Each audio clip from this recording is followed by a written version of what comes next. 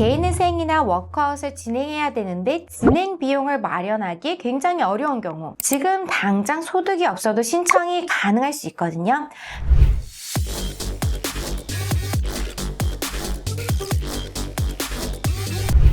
안녕하세요. 희생파산조금변호사 장현정입니다. 지난 시간에는 개인회생을 할지 개인파산을 할지 고민이 되는 경우 어떤 제도가 채무자분들에게 적합한지에 대해서 알아보았는데요. 개인회생은 3년 내지 5년 동안 변제금을 매월 납부해서 해당 변제금이 완제가 되면 그것만 납부하고 나머지 채무는 면책이 되는 제도인데요. 개인파산은 변제금을 납부하는 것이 없이 채무 전액을 탕감을 받는 제도예요. 이번 시간에는 개인 워크아웃과 개인회생을 고민하시는 분들의 경우 어느 제도가 채무자분들에게 적합한지에 대해서 알아보려고 하는데요. 개인회생 제도는 법원에서 주도하는 법적 절차인 반면 신용회복위원회에서의 워크아웃은 채권자들의 협약체가 자율적으로 채무자의 빚을 탕감해주는 제도잖아요. 워크아웃은 연체 기간에 따라서 신속 채무조정, 프리워크아웃, 개인 워크아웃으로 세 종류가 나누어지는데요. 그 중에서 사람들이 가장 많이 하는 것이 연체 90일이 넘어서 신청할 수 있는 개인 워크아웃 제도예요. 이 개인 워크아웃 제도와 개인 회생 제도로 많이들 채무자분들이 고민을 사실상 하시고 있고요. 그래서 이 두 가지 제도 모두 채무를 조정하고 해결하는 방법은 공통점이 있지만 진행하는 주체, 진행하는 방식이 판이하게 달라요. 신용회복위원회의 워크아웃은 채권사들의 협의차이기 때문에 기본적으로 사실 구조상으로는 개인회생 제도가 채무자들에게 훨씬 유리할 수밖에 없어요. 그런데 이 두 개 다 나라에서 빚을 탕감해 주려고 만든 제도이다 보니까 두 제도 다 각각 장단점이 존재하고 있긴 한데요.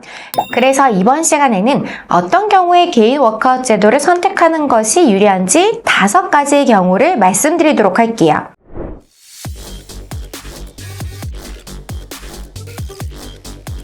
우선 첫 번째 경우는 채권자 수도 많고 채무가 가다하게 많아서 개인회생이나 워크아웃을 진행해야 되는데 진행 비용을 마련하기 굉장히 어려운 경우, 적은 초기 비용으로 진행할 수 있는 워크아웃 제도를 선택하시는 것이 유리하세요. 개인회생의 경우 법원에 납부하는 인지대 송달료, 예납금, 부채증명서 발급 비용이 발생하고 때로는 변호사 법률료까지 발생하는데요. 워크아웃은 신청 비용에 단 5만 원 정도만 있으시면 다른 추가 비용이 없이 진행이 가능하시기 때문에 신청 비용적 측면에서는 개인회생보다 개인 워크아웃의 장점이 있어요.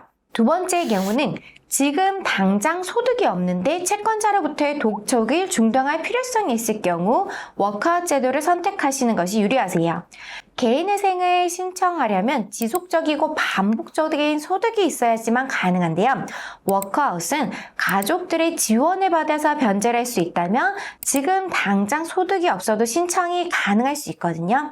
다만 워크아웃도 매달 돈을 갚아야 하는 것이기 때문에 가족들의 지원을 받아서 매달 돈을 갚아 나가겠다는 입증을 하셔야 되세요. 소명을 하셔야 되세요.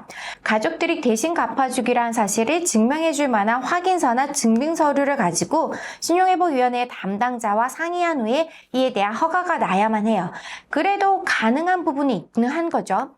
그래서 이렇게 워크아웃을 신청할 수 있다면, 가능하다면 워크아웃은 신청과 동시에 독촉이 중단이 되는데 신용회복위원회와 협약된 금융기관의 빚만 있다면 워크아웃을 신청하면 바로 빚독촉에서 벗어날 수 있다는 장점이 있는 거예요.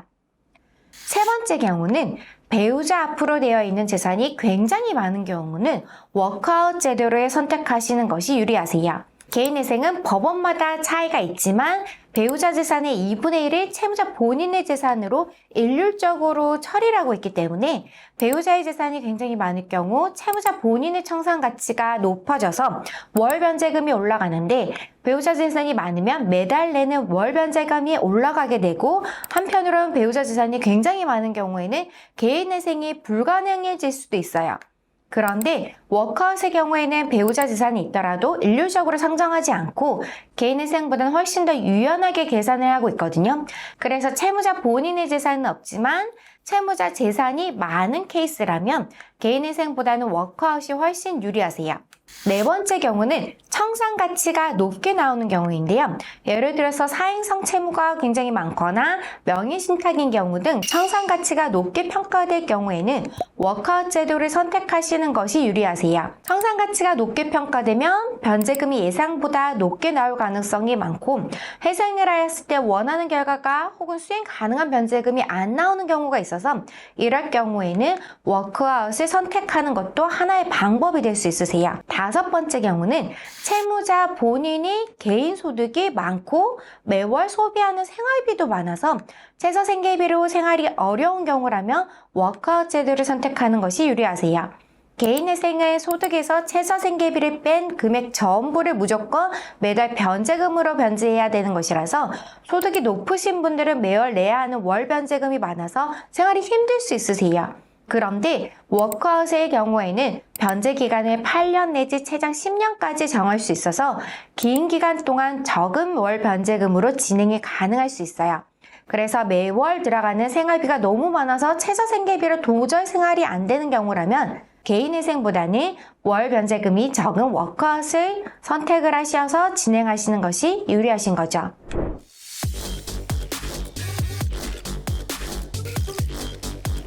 그런데 앞에서 말씀드렸듯이 기본적으로는 개인회생 제도가 채무자에게 더 유리할 수밖에 없기 때문에 개인 워크아웃을 진행하고 있다가 개인회생으로 진행하시는 경우도 상당히 있으신데요.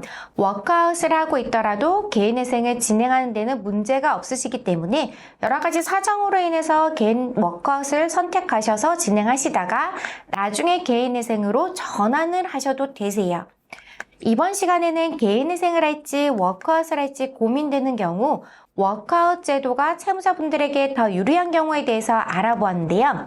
보다 궁금하신 점이 있으시면 저희 법무법인에 전화로 문의를 주시거나 댓글을 남겨주시기 바랍니다. 지금까지 장현정TV의 장현정 변호사였습니다. 감사합니다.